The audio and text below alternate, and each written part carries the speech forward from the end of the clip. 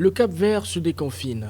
L'archipel a entamé samedi un retour progressif à une activité plus normale avec la levée de l'état d'urgence encore en vigueur à cause du Covid-19, ont indiqué les autorités. Le président capverdien Jorge Carlos Fonseca a annoncé jeudi 28 mai la fin vendredi soir à minuit de l'état d'urgence sur l'île de Santiago. Santiago, où se trouve la capitale Praia, reste l'unique île de l'archipel avec des cas actifs de Covid-19 au nombre d'environ 240. Le Cap-Vert a déclaré 390 cas de contamination et 4 décès.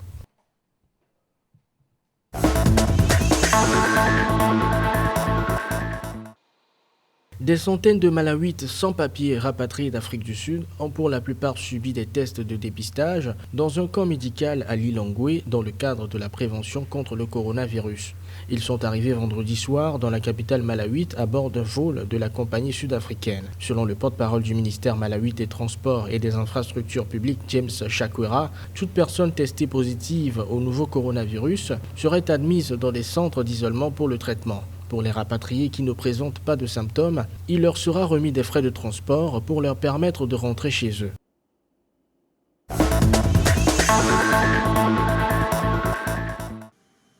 L'Afrique du Sud exporte des produits anti-Covid vers des pays africains.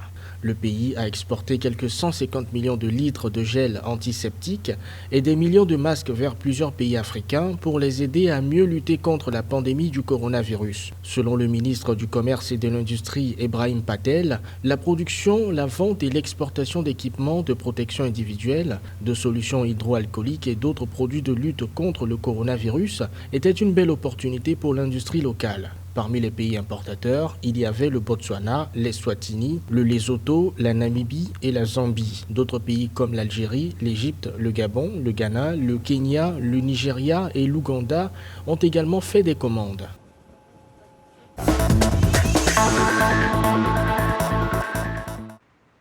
Les mesures de confinement s'assouplissent au Maroc. Selon le ministre de la Santé Khalid Haït Taleb, la situation sanitaire est aujourd'hui très maîtrisée. Il l'a déclaré ce jeudi 28 mai devant le Parlement.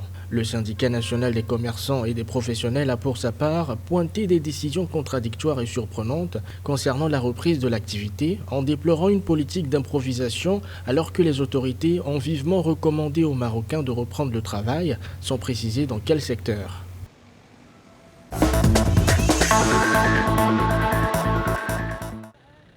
Le Congo prolonge l'état d'urgence sanitaire jusqu'à fin juin.